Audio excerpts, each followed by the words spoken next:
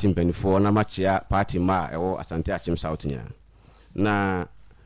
medjuma meye de obi anim se taxi driving adwuma na meye enti me betena na manchia taxi drivers na man raise on conscience ni bia na chese de se de mama ha no come so taxi drivers me ye adwuma kokome so ebadwa so ha omo se omo sere aban no ekwan na fudodo se ne ye na aban no entimi enya omo pa aban ne chew se eho do no nkwa de onno mo na onno kwan no general se wafa sa kwan no so na nsan ya obehu se enwura na too much too much ebro so na afin so dwaso junction me ka di line mu sesi ayi krobia ade ba ko ye fele wo pa sesi aye se ahoho bia si junction ho a ba bia on bedun so kra edi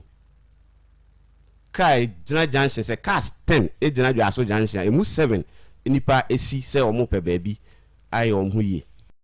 na omo bi ona afi ye bisa ye pe baabi aye hu ye na omhu baabi a o kire wo mu ha adwen ye pa wo junction ho a omo se memfa ento aban no ne ye mpanifo e Asante Achim South nyina ni enti general we de ye ncha ase fa free producer inflation no na ndisi aban de ye beka se omo betom adwuma kese ni nyina no happen under MPP government na afei na ye ba behu aban no performance na nkasa na meti hei minim amamu ho ayi bia ba o de mikosi US ese asem ye US president a minyi ni se da o de mi si so na niam acha ase edwuri system ne be run for a certain period ansa na niam acha ase edwuri kura enu bi na ya acha ase ehu under this NDC government say you can say producer inflation ordinary Ghanaian no ote ase sen producer inflation kire se eniama ye di produce niama kitenkiti ya ye use it say cement no ne ade no the cost of production there has been a changes in that price of inputs that we produce eniama no ne kura ni say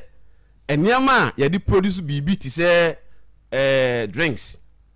niama ne bo change enti inflation cost we na say niama ne price no kosoro no na your friend no producer inflation that is different from the consumer inflation tension na edi na ama sa prices yi kosoro our businesses soon first thing utility tariffs electricity ya di produce eniama general Ghana ni bia including Andy otim nchen hai ebedi ho adanse se NDC eba amamu mu bibi ti se electricity cost ye pa upon dumso ya cost nyina no in fact electricity nya ade bia omwate so amayen penti se the MPP be ye early 2017 no aban ba de o sha ase ani ntumu watumu a besi na ene so okeka ni nyina bu a is over 30% increment within 2 years too much for businesses we nyina ka ho na ama producer inflation kosoro na kosoro sa na die na yehu recently 2024 year na bogu yeyi yati 20 cedis and NDC ni betena se aka say o bibia koye bibia ye fine enso se yeyi yati 30 cedi krom meeting producer inflation year 2024 na ye need 50 pesos e ma ne pam o ye pound ntale wi a beko ko busa e ma ne pound ntale wi a na ye 50 pesos 1 cedi ene nam ko need tin no ano ne sa ene ye 2 cedi dem na dey say me ye bi we need tin me ye bi enti we dey bisa bi a me sa on you have me see anymore ya lady bi ye bi wa ya beko ko busa me da say 2024 price no ene difference be ni ni nyina agina electricity a aban ne hye bo se obeba bete so a in fact wabetum de emaye ka se NDC adada ana ndada fo no ne se on page 23 of the manifesto and package for businesses item 2 ede na NDC aban eka o bo hye ben na aban we ede hye Ghana fo a ene de ohu ano kura one or say obema electricity ayefo, that is cheaper and reliable electricity for businesses. General eno na yehu ne ya na ye misa obi a o use light e wo Ghana ha say sa bo say we a NDC aban e share on page 23 of their manifesto. Sa bo share no so na odi ne ya na and what electricity more more than 6 times within 2 years. Aban na o say ye nto nwom frɛ no obo ne homode no na adwuma ni bi no enti ye dis aban de no kura ni say omu amamo no omu hu so enkoye baako say ba omu hu so general omu hu so no omu hu so a enka cost of production increase ene bibia cost na nsen is it Accra brewery minim say u follow say news na omu consider say on be closing it down. Factory are operating for more than 70 years. Ebe close down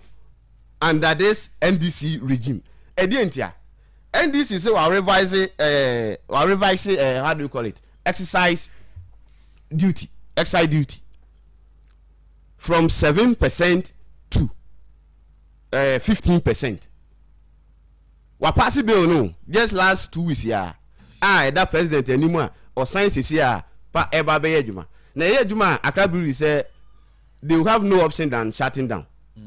Say Accra Brewery wa ye adwuma over 80 years e shut down a dey na dey be economy no ana amanfo ye adwuma ho enipa ye adwuma is more than 1,000 under that company alone. Look at all this local beverage companies ye adwuma. Say sa duty bill ebe affect wo mu nyina. Almost say they have no option than to scale down production. Say company because they will scale down production, I dey no patch. Say o produce e bia 50 a na ho de 7 no e bia obetumi produce 30. So the adwumayefo 100 and e adwuma o say o scale down e dey no beye obete so aba e bia 70 50 or less. Enti e be sra ndis aban say enema ndi bi wo ho a MPP eto wo mo fo wo ho ye dey suggestions beble e ma wo mo ba wo ma ye wo mo say omunim de omo ye ka bibia NDC aban fa ye ka bibia NDC aban fa eno na acha ase ya ye hu ne nei acha ase say ya July ye hu we no obo say e be increase prices in even how do you call it, cement, all those building materials ni nyina obo say e be cost consumer products ni nyina e be cost because the moment cost of production akoso pe the producer or the businessman will pass it on to the final consumer. Ebinu ma sha said that. Enti ye be send this aban no. Say eniama sha se adwiri. On she ni sapo nsuo. Na onye adwuma ni ye. Na emre na aka wo mo anim no. Even though say 2 years by enwa bi asa yewura ba umia ewa beje akonwa no na yaktoto niam yi. Na the eyama yukra ni say was it last 2 weeks or so? Ena basinteli be ka tie nyina say bosha omo she Ghana for omo she youth ni nyina no. NDC is the first political party omo afofele all those promises. And Ghana for NDC for omo ni ye be di agura na.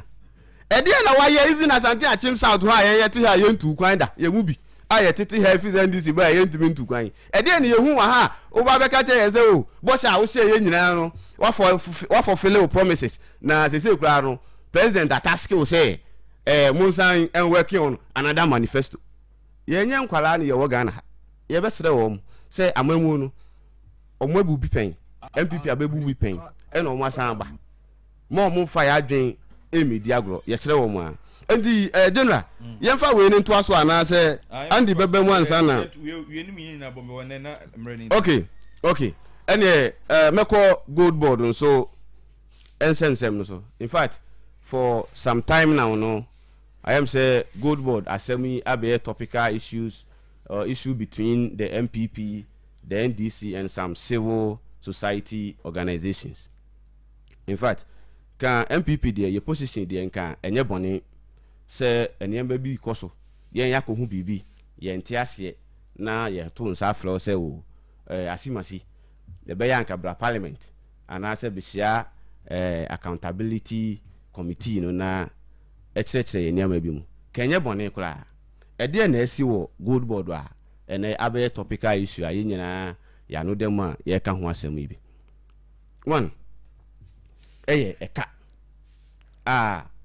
even IMF ɛbɛka sɛ ɔhwehwɛ gold board nneɛma ne nneyɛ ne the way ɔsi deal ne business ɔyɛ ne business na ɛka binom akɔ so wɔ baabi a ɛwɔ sɛ ɔmo opening up by NDC aban na yɛ n'adwene sɛ ɔkatakata nneɛma so one NDC gold board ɛnya ade foforɔ ɛwɔ ɔman mu saa edin ne na asesa na previously no under MPP government na yɛtotɔ gold ɛwɔ ɔman wɔ mu under Bank of Ghana na MPP deɛ ne yɛfrɛ no Precious Minerals Marketing Company ɛno na yɛ in charge of trading gold and all those mineral ɛwɔ Ghana ha nti ɛno kyerɛ sɛ MPP sɛ yɛka bibia in fact yɛwɔ gold trading no mu so knowledge bi ɛna yɛde ɛkeka yɛn nsɛm ni bi gold board sɛ wa amoka ne mum ɛka no Bank of Ghana ɛna ɛbɔ saa ka no sɛ deɛ wabɛgye atum yɛhyɛ aseɛ foforɔ no na gold board si dabi ɔmo ɔka bi a ɛte saa ne mum ɛmfasoɔ mum ɛna gold board nyae ne mum ɛnura yɛ accountability series ya yɛwura sɛ megya mfi ɛkɔ so ya ɔkɔkyerɛ nneɛma mu kakra yi ɔka sɛ ayampa ka ne de yabɔ ka kɛseɛ paa ɛyɛ 1.7 billion dollars no ne mum ɛnyɛ gold board ɛna ɛbɔ saa ka no ebisa sɛ ɛnyɛ gold board na ɛbɔ saa ka no de a hwan na ɛbɔ saa ka no because ɛnyinaa yɛ Ghana ha sɛ ɛba gold nsɛmsɛm de a ɛyɛ gold board nko ana ɛtɔ yɛ gold ɛwɔ Ghana ha ɛkɔkɔtɔn ɛna ɔsi o debi na how do we call it this domestic gold buying program no ɔno no deɛ ɔtɔ gold no ɛde ma Bank of Ghana by sɛ Bank of Ghana bɛkɔ akɔtɔn ne sɛn sɛ hifa no bɛkɔ akɔtɔn gold ne deɛ ɔno gold board deɛ oni saa yi no ho idea bia ne nsɛn nim baabi a na kyerɛ sɛ the MPP kan ɛyɛ no korɛ sɛ MPP sɛ wakɔhu sɛ ɛka bi sei akɔ so wɔ baabi na sɛ wɔnte asɛ ne bra na bɛkyerɛm na ɛnura wa bɛtena mframam aka sɛ o ɛyɛ no korɛ sɛ ɛka bi sei akɔ so a ɛfa gold nsɛm ho na wo deɛ wotɔ gold no kɛkɛ ɛna ma Central Bank wotɔ gold no kɛkɛ ɛna ma Bank of Ghana na the way a Bank of Ghana si kɔtɔ gold no deɛ uni mu hwɛ me mɛfrɛ wa bisa sɛ gold no wotɔ ne sɛn sɛ me nipa foforɔ na ɛkɔ akɔtɔn gold no a ɛna wo kɔ akɔtɔ abrɛ me wokɔtɔ gold ne sɛn ɛna yɛn yɛkɔtɔn yɛ a o se unsa enim bi no ni nyina ka ho na ɛde ɛka na ba because wokɔtɔ gold no bɛ 2 cedi yɛmfa ne sɛ wokɔtɔ 1 carat 2 cedi ɛna deɛ ɔtɔn no ɛkɔtɔ no bɛ 5 cedi a ɛnyɛ ka ɛma ɔman wi ba bia na wo akɔtɔ na boɔden ɛwɔ brekura world market prices no enuru sa anase bia your cost of buying the gold no ɛwɔ soro nyina yɛ bedi adanse sɛ gold board a yɛ run ne in fact ɛka yɛ bɔ hɔ kra ɛbro presidency hɔ sami jamfi life a olive wɔ Ghana ha no sɛ deɛ in fact akola kra nim sɛ eja aba wojafo ho yie pa sɛ wohwɛ na ase ayie bi a ɔbɛyɛ no this year ne ade mu a usubu sɛ sami jamfi na yɛnim no in 2024 and below no ɛnyɛ saa sami jamfi kro na yɛhu ne eja aba wo ne ho ni nyina yɛ gold nsɛnsɛm yɛ a ɛka yɛ boyi ɛmfa so ni nyina yɛbɛka sɛ ɛkɔ wɔ mo botom general yɛka gold nsɛm yi in fact yɛmfa yɛwura Ibrahim Mahama deɛ so ɛmɛsɔs kakra ɛfiri sɛ NDC ba aban mu yi yɛntɔn gold concessions koraa no yɛatɔn bɛyɛ 2 ama no ti sɛ wei nyina asi na sɛ o se gold a ɛka yɛabɔ ɛyi hɔ wonni ho hwɛ a mo nyina mo nsa wom wotimi nyi ho firi once I wanna go to gold no nkwa de once I wanna wato company no nkwa de na say unsa wom enti ye be say ndisi for no say baby omodu sese no MPP atwa mo open enti say bibini na say ye to wo mfo a ebe bo a wo mfa say mo a wo na ti aban mu wo hu de wo be no ba ye be say no say gold nsem ne de o hwi ne yi but as honorable Andy so every NDC communication team member Andy maminti wa no pay Krobia Andy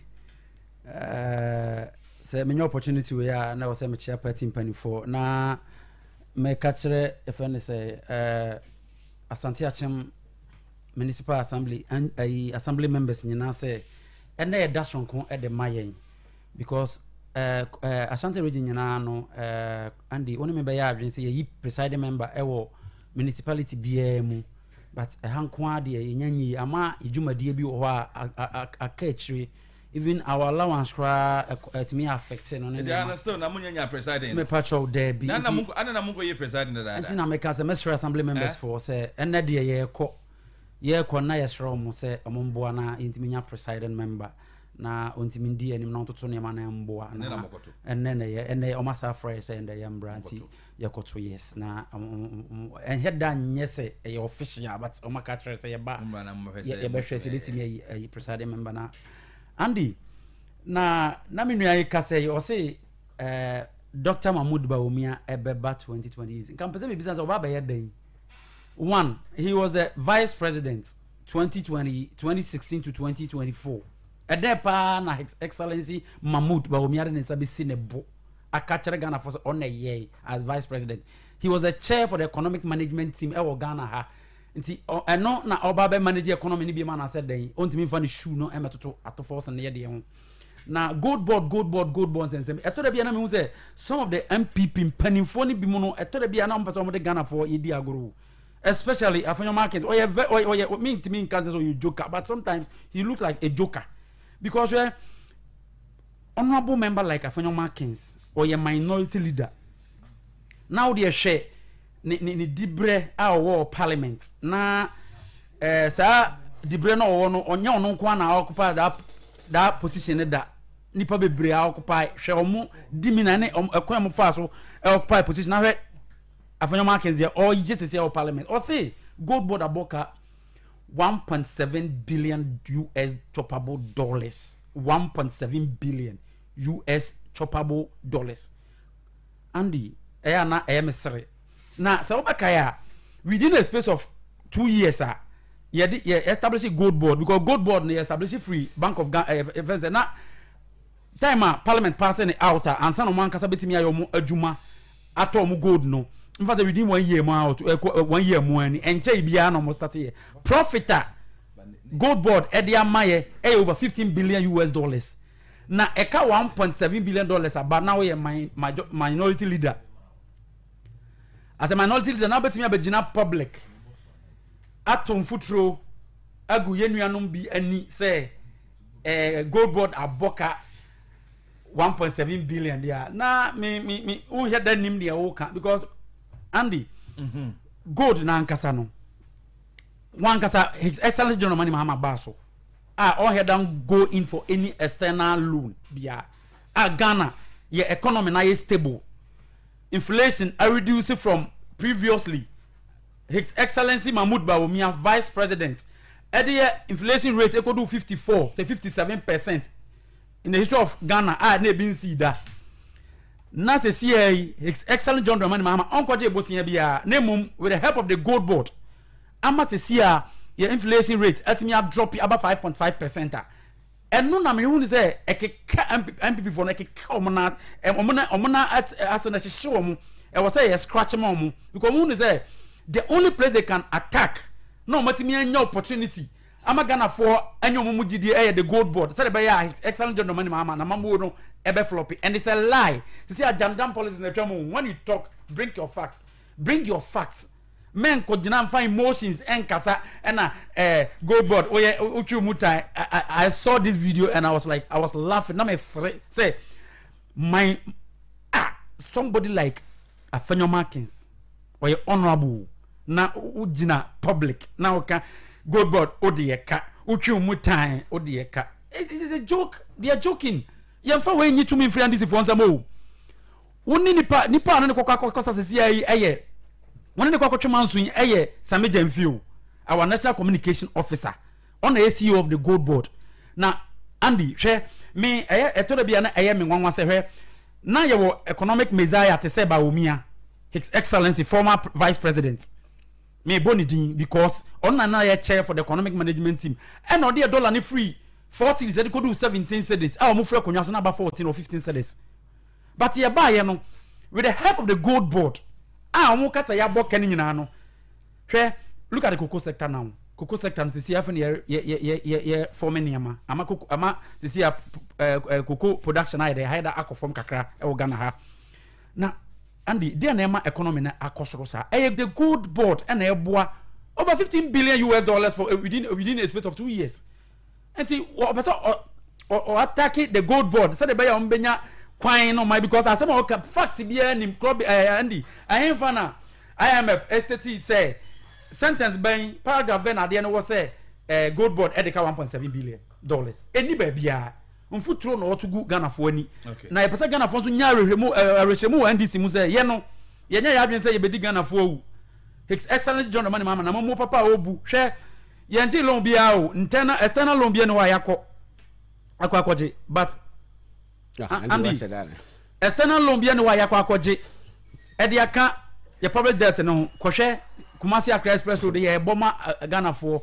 gold board etimia M50 sika ewo friends economy nim ama dollar to CD rate na stable ama sesia no inflation crash what this is the help of the gold board and no ye adia e was Ghana for the omani hwe say economy no mu jama e junk economy no sesia with the help of the gold board Ghana sesia me catch us our